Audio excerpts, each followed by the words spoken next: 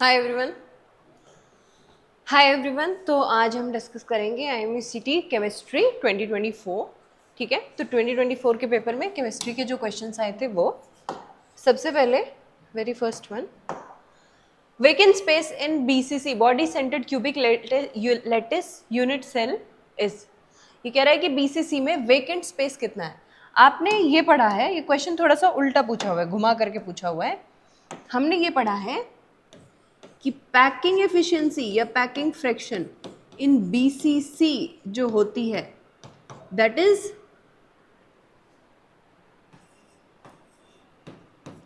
68%, right.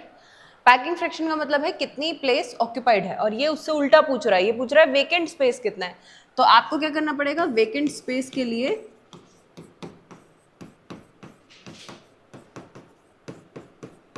आप 100 में से इसको माइनस कर दीजिए, तो दैट विल बी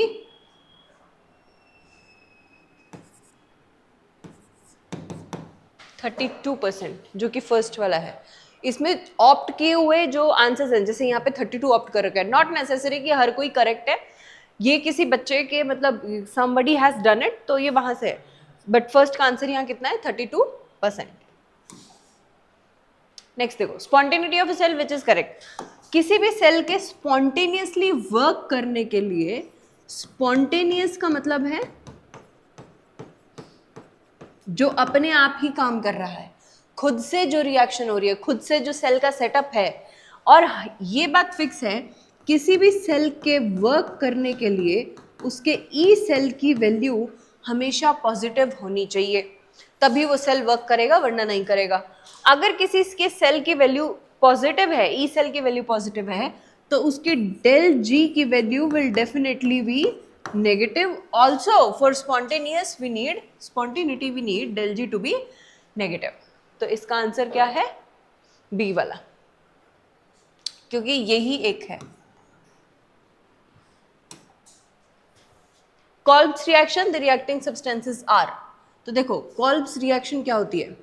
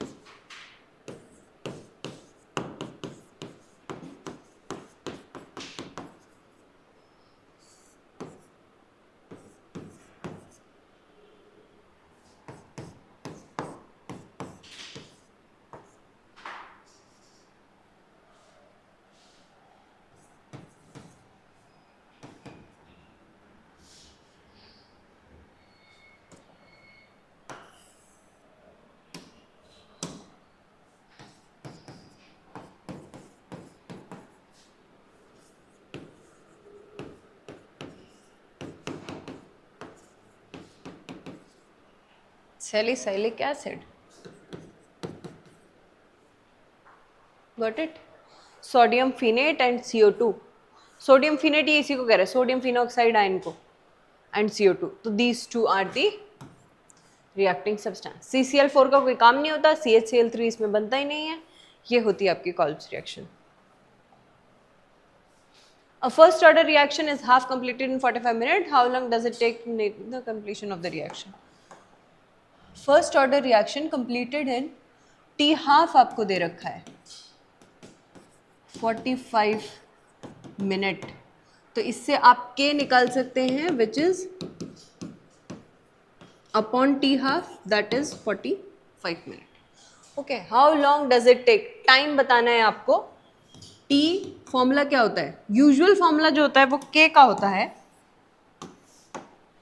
जो इसका जनरल फॉर्मूला है that is K is equals to 2.303 upon T log of A0 by AT, ये होता है। बस अब इसी को थोड़ा उल्टा कर लीजिए, तो T क्या हो जाएगा, 2.303 अपॉन K हो जाएगा, एंड बाकी सेम आएगा ए नॉट अपॉन 80, राइट। तो टी की वैल्यू आएगी 2.303 अपॉन के कितना है ये वाला 0.693, ये डिवाइड में 45 आएगा जो कि ऊपर मल्टीप्लाई हो जाएगा log A naught. How long does it need इतना of the reaction to be completed. Reaction complete कितनी हो गई, इतनी कंप्लीट हो गई। इनिशियली कितना रहा होगा, 100% रहा होगा, और इतना कंप्लीट होने के बाद जो बच गई है अमाउंट वो कितनी होगी,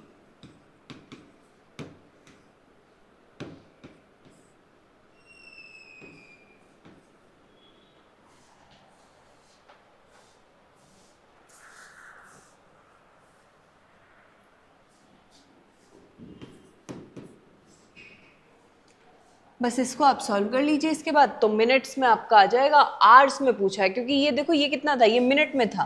ये 45 जो है ये किस में है बेटा, मिनट में है। आप इस मिनट को आपको इस मिनट को आपको आर में चेंज करना है क्योंकि हमारे जितने ऑप्शंस हैं वो आर में है। हमें पता है 1 मिनट इज इक्वल्स टू या 1 hour is equals to 60 minute. तो 1 minute is equals to 1/60 R and 45 minute is equal to 45/60 R. यानी हमें डिवाइड करना है किससे, 60 से। तो मल्टीप्लाई कर दीजिए इसको, दिस मल्टीप्लाइड बाय 60।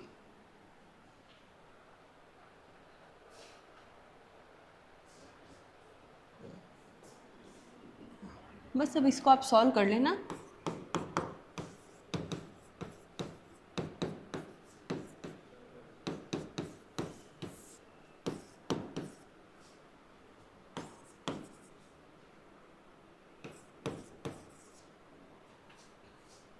यह आएगा 100/0.1 है ना, तो 1/10 हो जाएगा। 0.1 को क्या लिख सकते हो, 1/10 लिख सकते हो। ये 1/10, 10 चला जाएगा ऊपर, यानी ये बन गया 1000। अब वो सिंपल कैलकुलेशन आएगी, जैसे अब आप इसका क्या करेंगे, लॉग को लिख सकते हैं आप 10⁻³ लिख सकते हैं, ठीक है। बाकी सब एज इट इज़ चल रहा है, इसको सॉल्व कर लीजिएगा ये जो भी आ रहा है। इसमें भी अगर आप इसको हटा दें, इसको हटा करके आप ऊपर 10 लिख सकते हैं, 0 ऊपर लगा दी। ये कितना है 693, वो कितना है 600, ऑलमोस्ट सेम है। इसको काट दो तो फिर ये 45 और ये आ जाएगा 3 log 10 की वैल्यू 1 होती है। बस अब कर लेना, तो इसका आंसर वो आ जाएगा। ओके, नेक्स्ट देखो, if wavelength of a photon is इतना and h is equals to इतना। ये कहाँ से है, ये डी ब्रॉगली से है, सेकंड चैप्टर। तो ये कहता है वेवलेंथ ऑफ फोटोन इज इतना, lambda is equals to 2.2 into 10⁻⁻11 metre.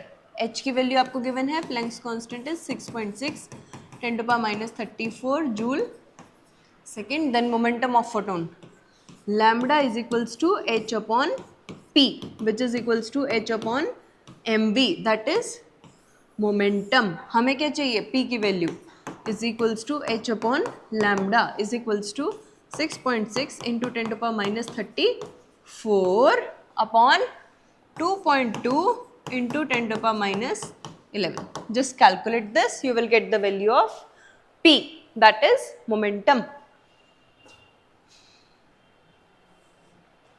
Got it, सीधे आ जाएगा ये। इसको हटा दो, इसको हटा दो, 22 और ये 11, ये तो सीधे 22 3 हो जाएगा, 1 3 चला गया। तो फाइनल आंसर जो आएगा आपका, दिस इज 3 इंटू 10⁻34 ऊपर जाके plus 11, that is 3 into 10⁻23।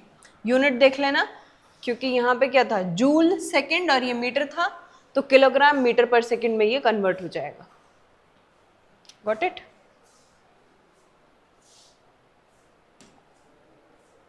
Solubility of a gas in liquid increases with solubility of gas in liquid.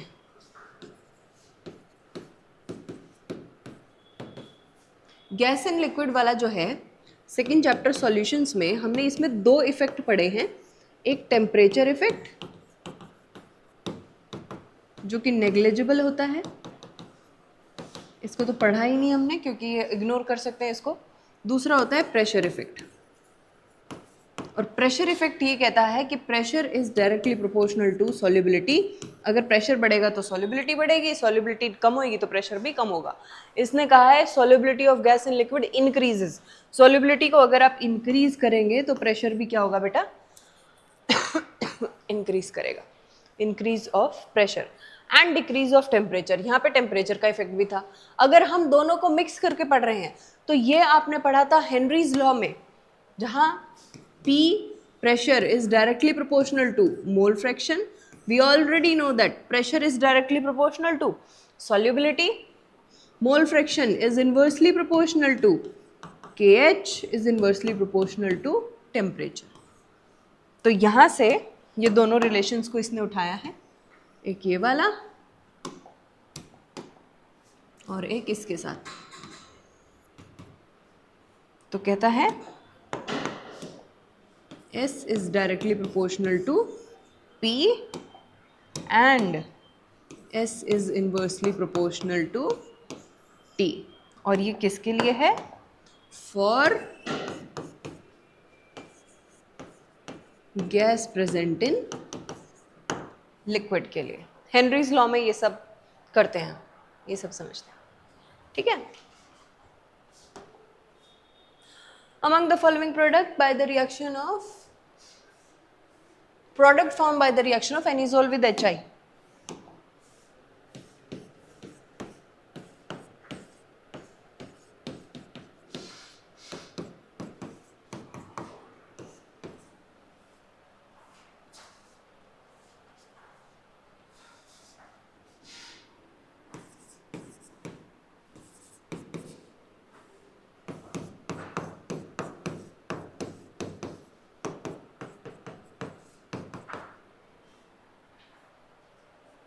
Simple reaction थी आपका। HI के साथ में होता क्या है, ये फिनॉल बना लेता है, आयोडीन CH3I के साथ निकल जाता है। Test to differentiate between pentan 2 one and pentan 3 on.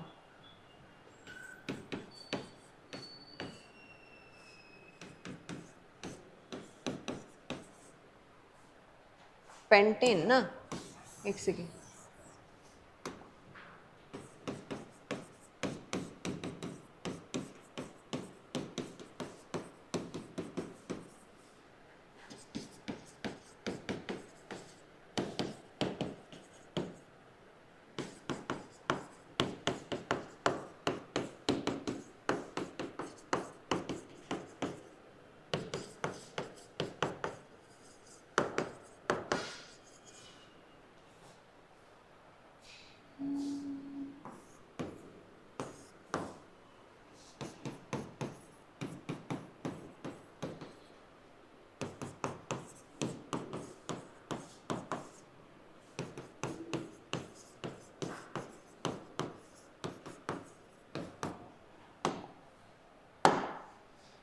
बस सिंपल।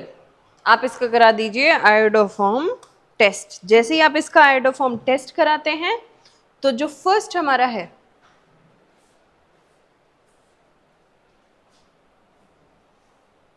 यहाँ पे दिस हैव और दिस, ये जो बॉन्ड होता है CH3 और CO वाला, ये टूट जाता है। ये टूटने से ये जो भाई साहब है इसको मिल जाती है आयोडीन, और ये कंबाइन करके बना लेता है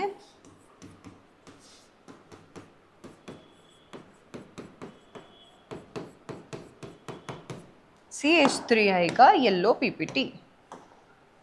जो पड़ोसी रह गया ये क्या करता है,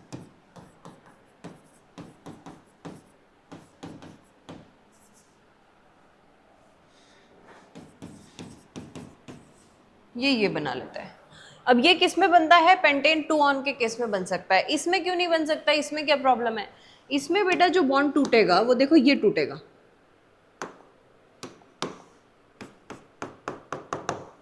अब ये टूटने पे CH3I तो बनेगा नहीं, यहां पे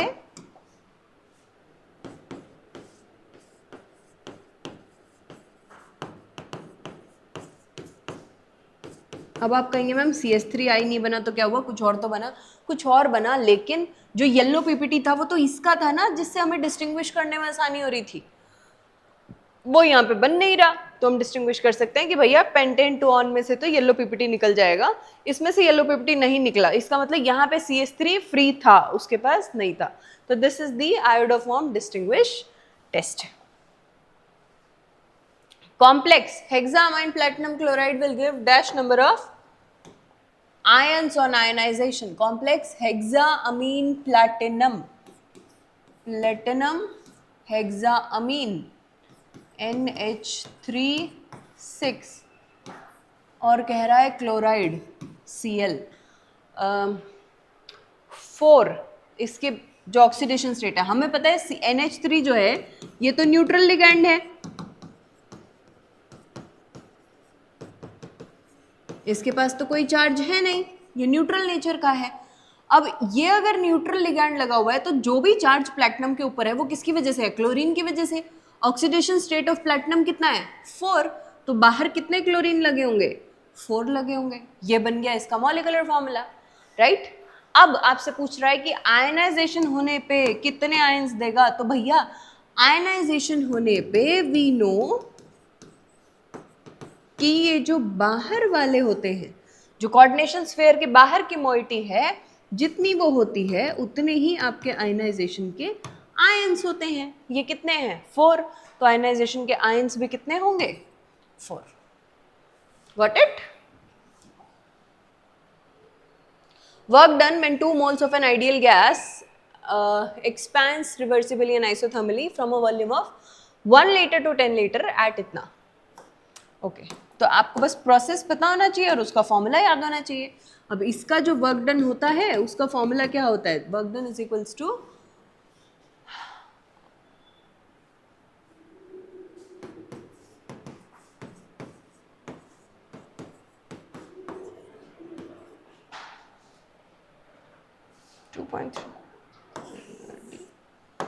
लॉग, क्योंकि 2.30 लगाया है ना, V2 बाय V1। बस अब इसमें आप वैल्यूज कर दीजिए पुट, तो n कितना है 2 मोल्स, R की value 0.0083, temperature 300 kelvin, log volume, final volume 1 litre to 10 litre,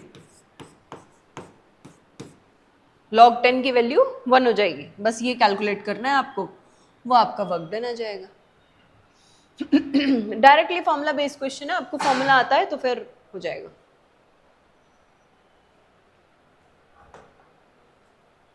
एक चीज और, इसी को एलन में भी कुछ बुक्स ऐसे लिखती हैं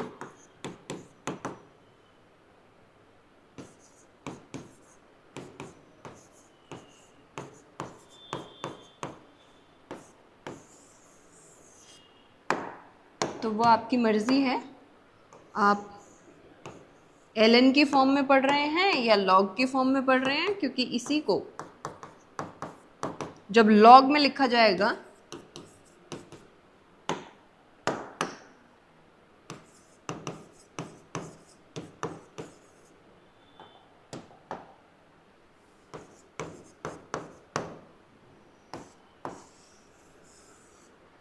तो आप ln में पढ़ रहे हैं तो सिंपल nRT की फॉर्मेट में आएगा, अगर आप log की टर्म में पढ़ रहे हैं तो वहां पे 2.303 भी आ जाएगा, ये प्लस आएगा, सिंपल, ठीक है।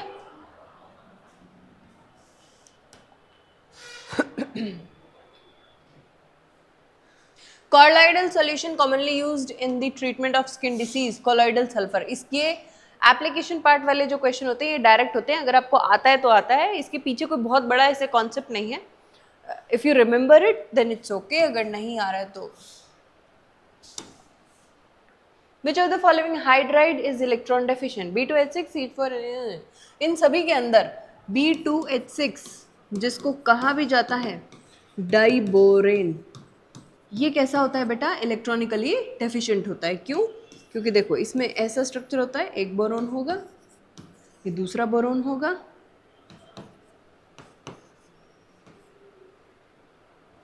कुछ ऐसा बॉन्ड इसने बनाया होगा,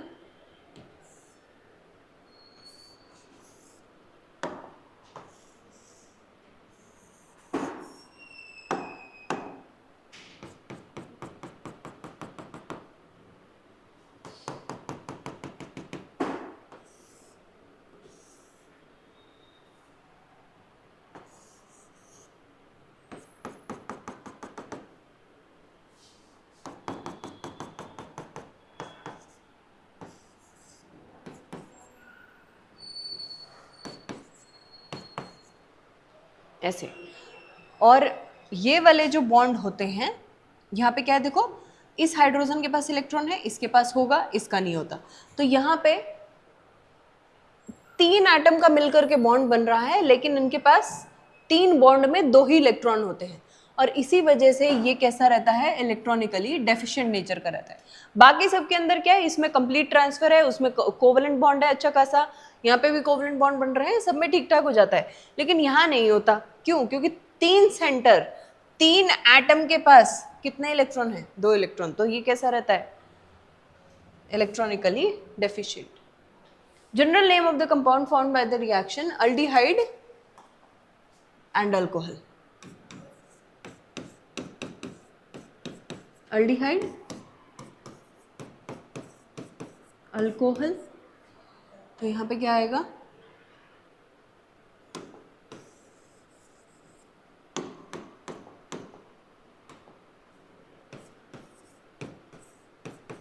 ऐसे लिख देते हैं।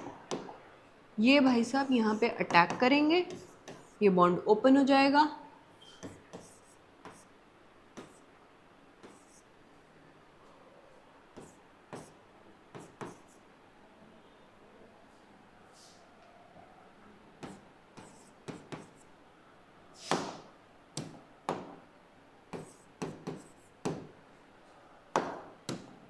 अगर ये आपके पास था अल्डिहाइड,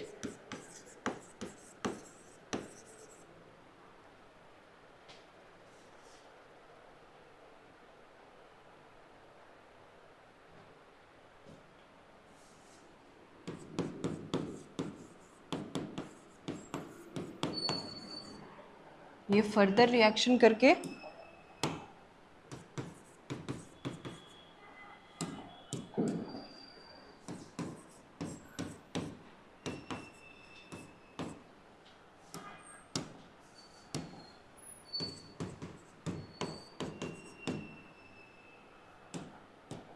और दे सकता है एसिटल्स। अल्डिहाइड है तो ये बनेगा एसिटल।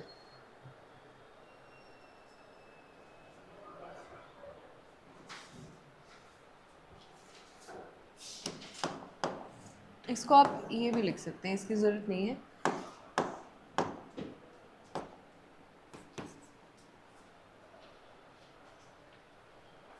ठीक। अगर ये अल्डिहाइड ना होकर के कीटोन होता बेटा, तो इसको बोलते हैं हम कीटल। अल्डिहाइड है तो एसिटल, और अल्डिहाइड नहीं है मतलब कीटोन है तो उसको बोलेंगे कीटल।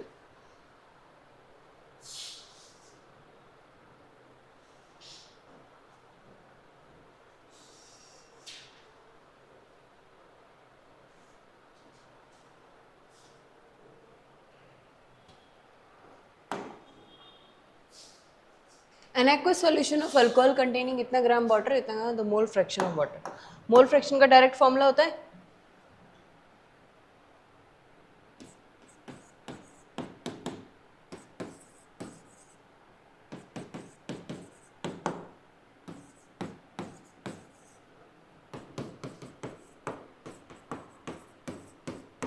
पानी है, इसका मॉलिक्यूलर मास आप निकाल सकते हैं, तो ये 18 ग्राम पर मोल आएगा। और दूसरा जो है इथाइल अल्कोहल, यानी कि ये आपको निकालना पड़ेगा। तो कार्बन का आएगा बेटा 12 प्लस हाइड्रोजन का आएगा 3 प्लस 12 प्लस 2, 16 प्लस 1 कितना हो जाएगा? 12, 12, 24, 24 और 24,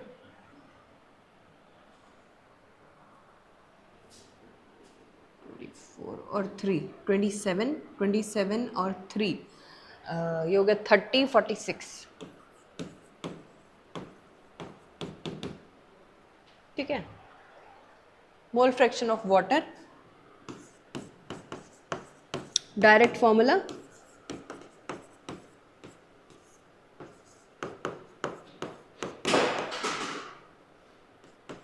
इथाइल अल्कोहल। ठीक है, और अब आप इसके मोल्स निकालेंगे तो मोल्स ऑफ वाटर क्या आएंगे? 18/18, दिस इज इक्वल्स टू 1, और इसका करेंगे तो 414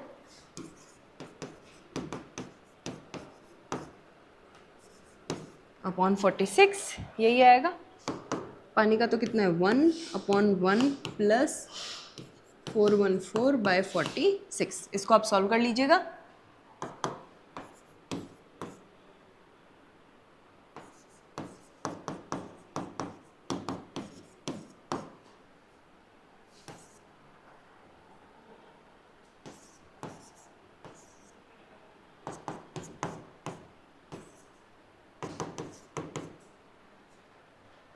तो मोल फ्रैक्शन ऑफ वाटर कितना आया? 0.1। ठीक है,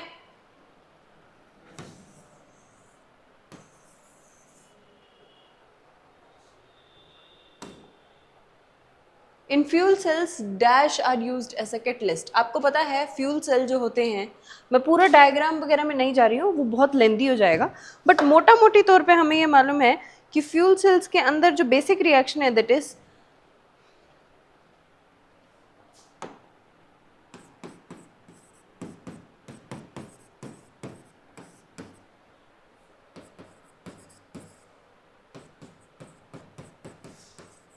जो फाइनल रिएक्शन होती है वो ऐसी होती है। तो बस इसमें जाहिर है, साफ दिख रहा है, फ्यूल सेल इन सब की डायरेक्ट रिएक्शन है, आपकी एनसीईआरटी में दी हुई है, तो ये वहीं से है। अब इसमें कुछ समझाने का नहीं है, समझाने का है वर्किंग ऑफ फ्यूल सेल, लेकिन वो बहुत लंबा हो जाएगा तो हम उसमें नहीं जा रहे।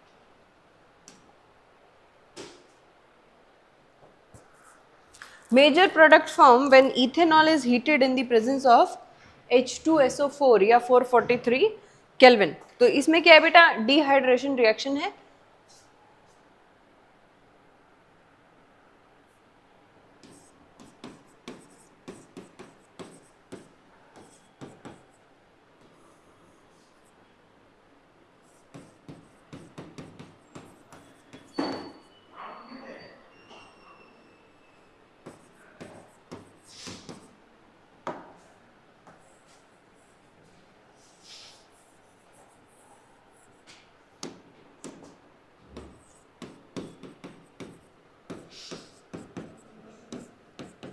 ऐसे बना सकते हैं इसको, जैसे ही आप इसको हीट करेंगे तो हीट करने पे कुछ नहीं, सिंपल है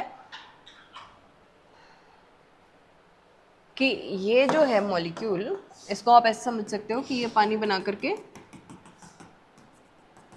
निकल जाएगा, and finally you will have which is ethene. तो बेसिक सी रिएक्शन है। Organic compound with molecular formula C7H8O dissolves in NaOH। पहले क्या कह रहे हैं कि जो मॉलिक्यूलर फॉर्मूला है इसको स्टेप बाय स्टेप अगर आप सॉल्व करेंगे तो ऐसे क्वेश्चंस आपको भारी नहीं लगेंगे। अगर आप यहीं पे ध्यान दो, C7H8O, C7 यानी कार्बन का नंबर 7 है, यानी कि 6 से ज्यादा है। जब भी कार्बन का नंबर 6 या 6 से ज्यादा हो तो हमेशा चेक कर लिया करो मे बी ये बेंजीन रिंग वाला कोई कंपाउंड हो, और अगर ये बेंजीन रिंग वाला कंपाउंड होगा तो देखो बेंजीन रिंग में 6 कार्बन तो काम आ गए, 7वां कार्बन आपने ऊपर लगा दिया। हाइड्रोजन, बेंजीन रिंग जो होती है, क्या फॉर्मूला लिखते हो बेंजीन का? C6H6।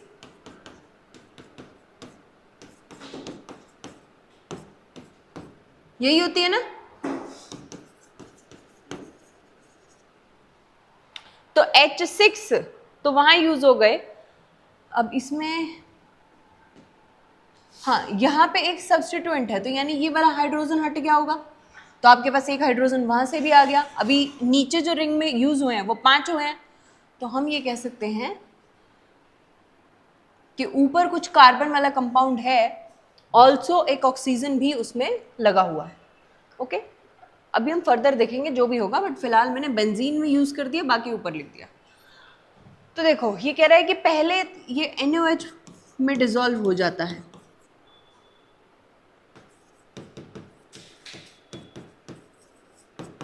NaOH में कौन डिसॉल्व होता है? अल्कोहल। ये डिसॉल्व हो जाता है NaOH में, NaOH में डिसॉल्व होते हैं अल्कोहल्स। और अगर ये बेंजीन के साथ में कुछ है तो मे बी ये फिनॉल हो, we have doubt for phenol, क्योंकि फिनॉल अच्छी खासी रिएक्शन इसके साथ देता है। तीसरी चीज कह रहा है कि it gives a characteristic colour with FeCl3। FeCl3 के साथ रिएक्शन ही किसकी होती है?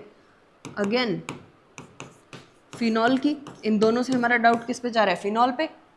Okay, last on treatment with bromine it gives try bromo derivative. और ये आपको मालूम होना चाहिए कि ट्राई ब्रोमो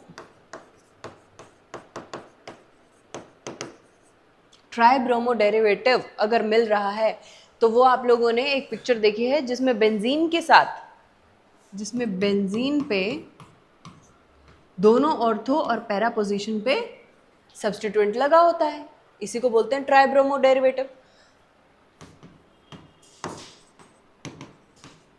और ये तब पॉसिबल है जब आपकी मेटा पोजीशन पे ऑलरेडी कुछ हो।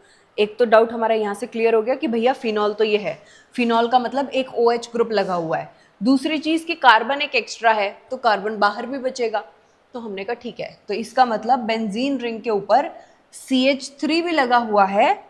यहाँ से हमारा क्या क्या कंक्लूजन निकला देखो, यहाँ से तो हमें पता चल गया था कि एक कार्बन एक्स्ट्रा है, यानी रिंग के साथ लगा हुआ है। इन दोनों ने हमें यह बता दिया कि भाई OH भी लगा हुआ है, OH ग्रुप प्रेजेंट है। और फाइनली ये ट्राइब्रोमो डेरिवेटिव, तो इन तीनों से हमें यह पता चला कि एक group according to the given formula CH3 है और दूसरा जो है वो OH है। अब आपको क्या करना है, एक पोजीशन पे OH रखना है, एक पोजीशन पे CH3 रखना है। हमारे जो डाउट में है वो है पोजीशन क्या दें। अगर मान लीजिए मैंने यहाँ पे सपोज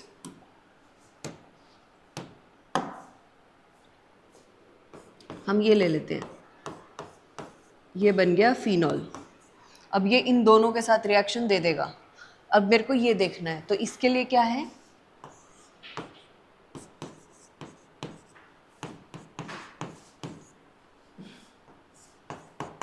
अगर ये CH3 पे लगा हुआ हो, क्योंकि CH3 पे कभी भी ब्रोमीन नहीं आता, OH अपनी जगह पे है, CH3 अपनी जगह पे है, और जो ब्रोमो डेरिवेटिव आप बना रहे हैं ट्राई ब्रोमो डेरिवेटिव, जिसे ऑर्थो पैरा पे आना है, अब वो देखो आसानी से आ सकता है।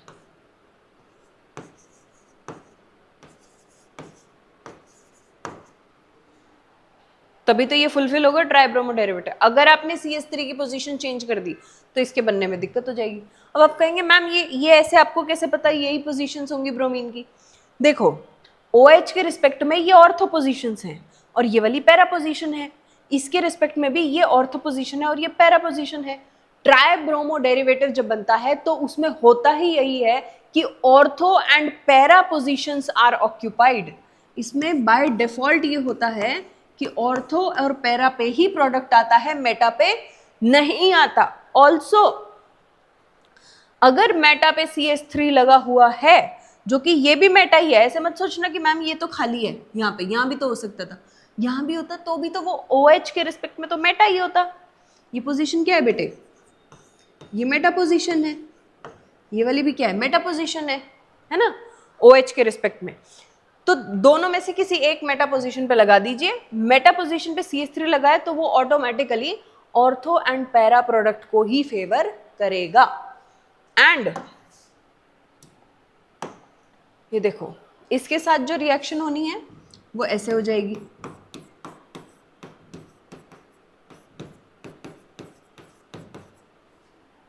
थोड़ा सा ऊपर लिख दूं या थोड़ा गुचड़ मुचड़ हो सब? चलो मैं नेक्स्ट पेज पे लिख देती हूँ।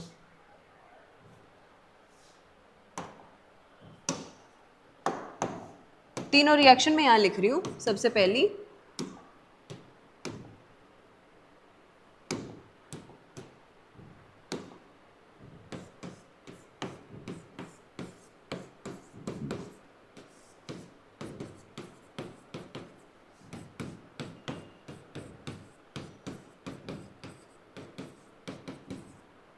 ठीक है, second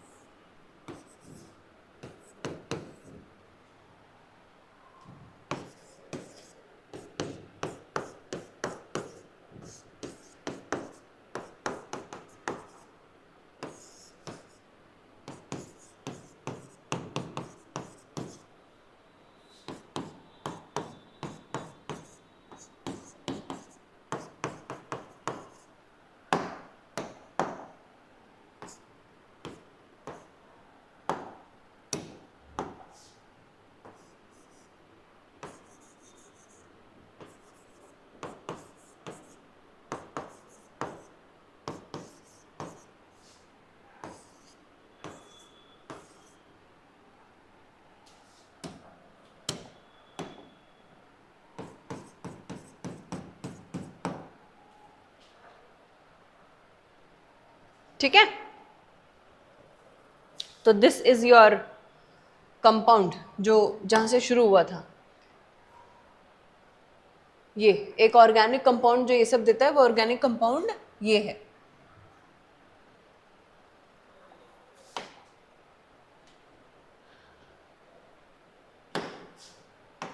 identify the product A and be in the reaction. AgCN के साथ क्या दे रहा है? AgX, और KCN के साथ KX दे रहा है, RX है। अच्छा, A एंड B हमें पहचानने हैं। Okay okay okay, AgCN। तो ये RX दोनों में तो RX ही है। एक को तो कराया है AgCN से, एक को कराया है KCN से। तो ये KCN के साथ जब भी होगा तो RCN बनाएगा, और AgCN के साथ क्या बनाता है?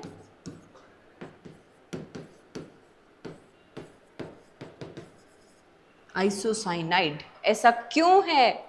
ऐसा है विद इन द नेचर और the type of bonding which is present in AgCN and KCN। वहां पे टाइप ऑफ बॉन्डिंग अलग है, कोवेलेंट है, यहाँ पे आयनिक है।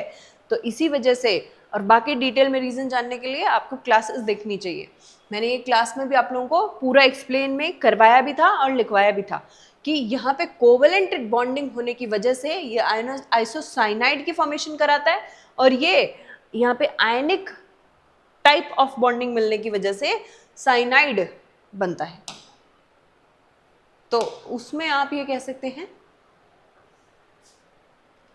CN ये नहीं है, इसमें ये है। A जो बनेगा Ag के साथ में वो NC है। Ag के साथ क्या है? NC।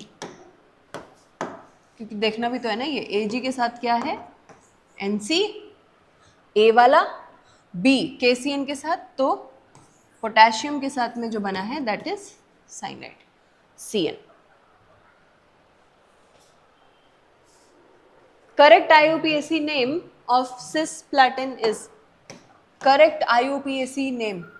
सिस्प्लैटिन का फॉर्मूला क्या होता है? ये होता है, देखो, platinum NH3 whole twice Cl2। अब कर लीजिए इसका नाम। तो इसमें अगर आप देखें, ये भी दो, ये भी दो, ये A से स्टार्ट होगा, वो C से होगा। पहले इसको लिखते हैं, तो हम लिखेंगे डाया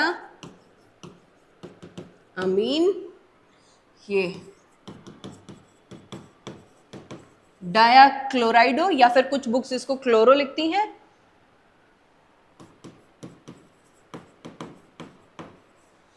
प्लेटिनम ये जो है Cl2, अब इसकी ऑक्सीडेशन स्टेट अगर आप निकालेंगे इसकी X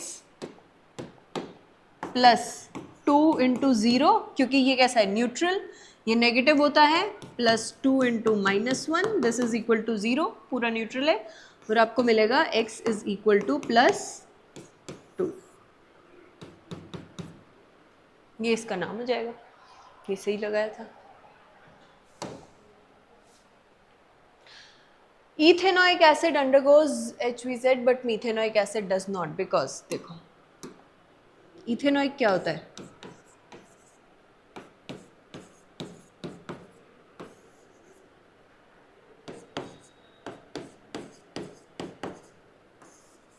अब ये जो HVZ रिएक्शन होती है ना बेटा, इसमें क्या है,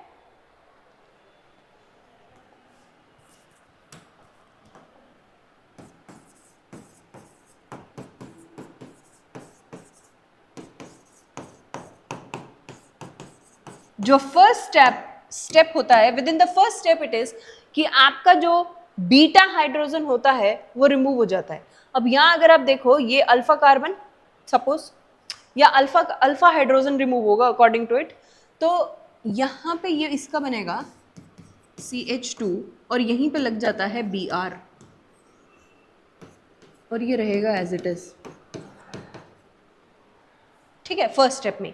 अब यहाँ पे अगर आप देखिए, इस कार्बन के साथ कार्बन है ही नहीं, हाइड्रोजन निकाल करके ब्रोमीन वाला लगा ले, ये हो ही नहीं सकता, तो ये तो बेचारा कोई खास रिएक्शन ही नहीं देता और ये वाला दे लेता है।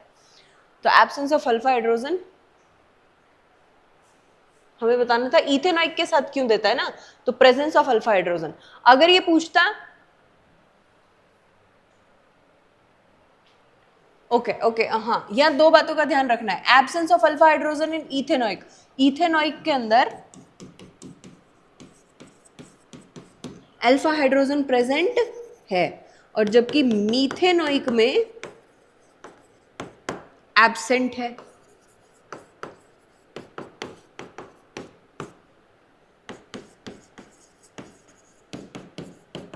तो लैंग्वेज में एक बार ध्यान से देखनी है, ठीक है, ये लैंग्वेज में खेल रहे हैं यहाँ पे, absence of alpha hydrogen, presence of alpha hydrogen, present है अल्फा हाइड्रोजन बट किस में है, इथेनॉइक में है, और यहाँ क्या कह रहा था, absence of alpha hydrogen in ethanoic, ethanoic में एब्सेंट कुछ नहीं है, इथेनॉइक में हो रही है क्योंकि प्रेजेंट है, एब्सेंट किस में होता है, मीथेनॉइक में। ठीक है, दैट्स इट। तो ये थे हमारे कुछ 2024 के क्वेश्चंस।